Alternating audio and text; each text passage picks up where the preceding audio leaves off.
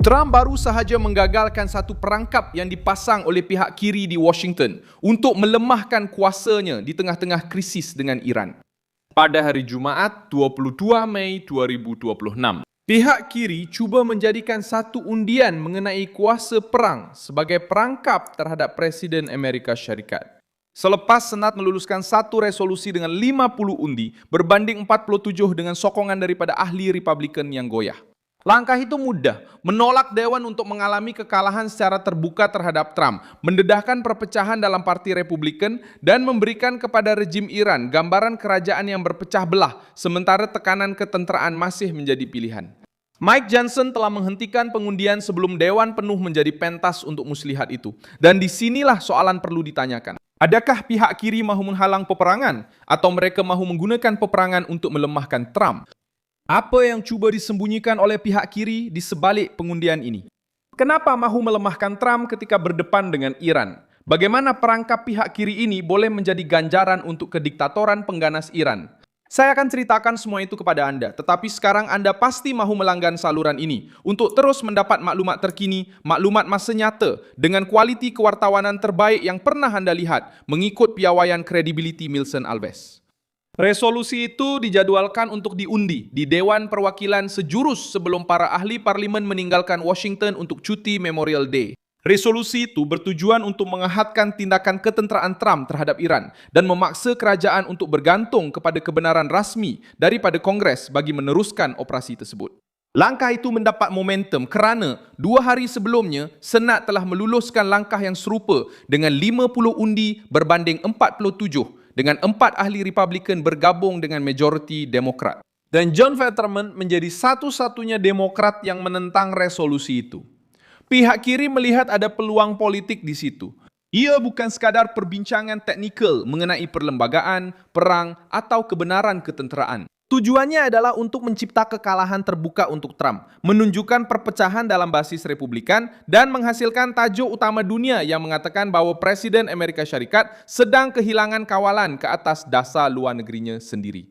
Di sinilah Mike Johnson masuk ke tengah-tengah krisis. Sebagai Speaker Dewan, beliau menarik balik undian daripada agenda dan menolak keputusan itu ke bulan Jun, menghalang plenari daripada digunakan sebagai pentas untuk melemahkan Rumah Putih. Media anti-Trump menyifatkan keputusan itu sebagai satu langkah berundur. Demokrat menyebutnya sebagai tindakan pengecut, tetapi bagi mereka yang faham permainan kuasa, tafsirannya lebih jelas. Johnson melihat satu undian sedang digunakan sebagai perangkap dan menghentikan mekanisme itu sebelum ia diaktifkan. Undian itu tidak akan berlaku dalam vakum. Ia akan berlaku di tengah-tengah perang dengan Iran, dengan musuh luar memerhati setiap retakan di Washington. Apabila sebuah kuasa menunjukkan perpecahan di tengah-tengah krisis ketenteraan, isyarat itu tidak terperangkap di dalam Kongres. Ia melintasi sempadan sampai ke Tehran, memberi semangat kepada sekutu rejim Iran dan menggalakkan seteru lain Amerika Syarikat. Pertikaian undi itu sendiri menunjukkan betapa besarnya perangkap yang ada. Dewan telah pun menolak langkah-langkah terdahulu mengenai kuasa perang dalam undian yang sengit. Pada bulan Mac, salah satu resolusi itu gagal dengan perbezaan 200 undi, 312 undi menyokong dan 219 menentang. Maksudnya, pihak kiri telah cuba untuk mendorong agenda ini selama berbulan-bulan tanpa berjaya menggugat pendirian Trump.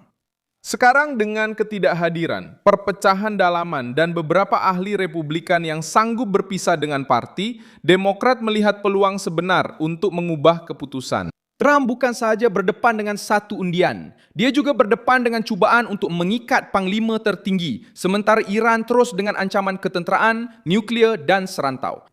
Rejim Iran tidak mengikuti perdebatan seperti ini sebagai kelas undang-undang perlembagaan. Mereka melihatnya sebagai tanda kekuatan atau kelemahan. Jika Dewan meluluskan satu resolusi menentang cara perang dijalankan pada waktu itu, message yang dihantar keluar akan menjadi sangat keras. Kongres Amerika sedang cuba menarik kuasa daripada presiden di tengah-tengah konfrontasi. Pihak kiri tahu tentang perkara ini.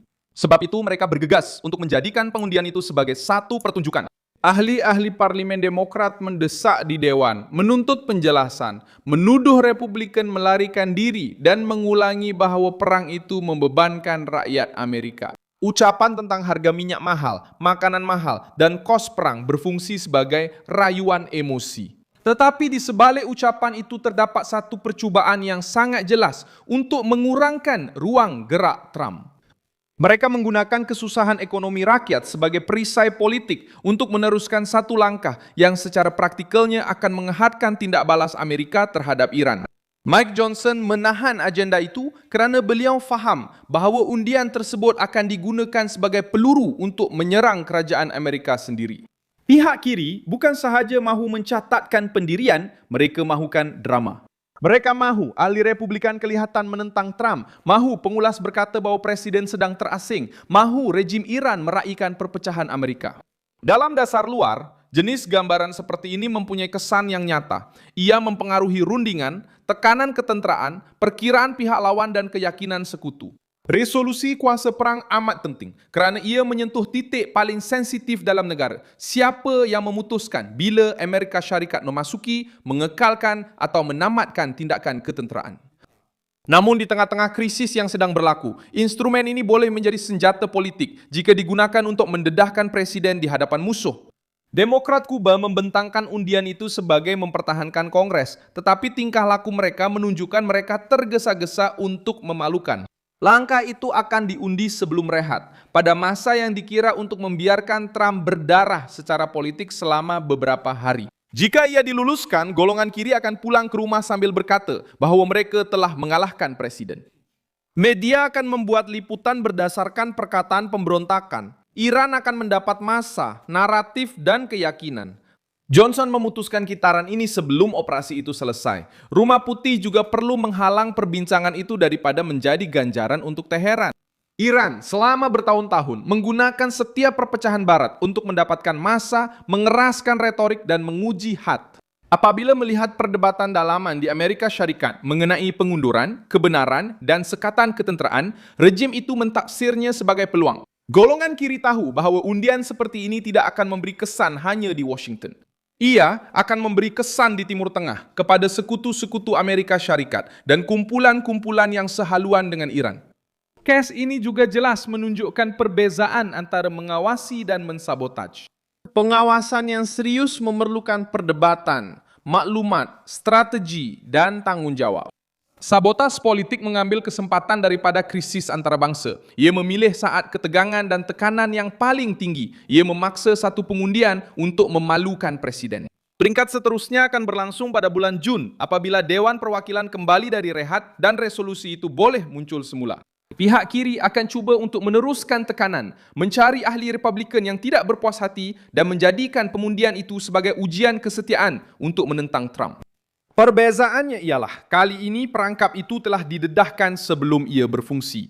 Trump keluar dari episod ini dengan mesej yang jelas kepada sekutu dan lawan. Pihak pembangkang mungkin cuba menggunakan Kongres sebagai pentas, tetapi Rumah Putih masih mempunyai sekutu yang sanggup mengawal keadaan apabila keselamatan Amerika Syarikat menjadi sasaran. Perang politik di Washington masih berterusan. Tetapi undian yang pihak kiri mahu jadikan sebagai kekalahan segera telah bertukar menjadi amaran. Antara menguatkan presiden berdepan dengan Iran atau menyerahkan kepada pihak kiri drama yang cuba mereka reka sekarang.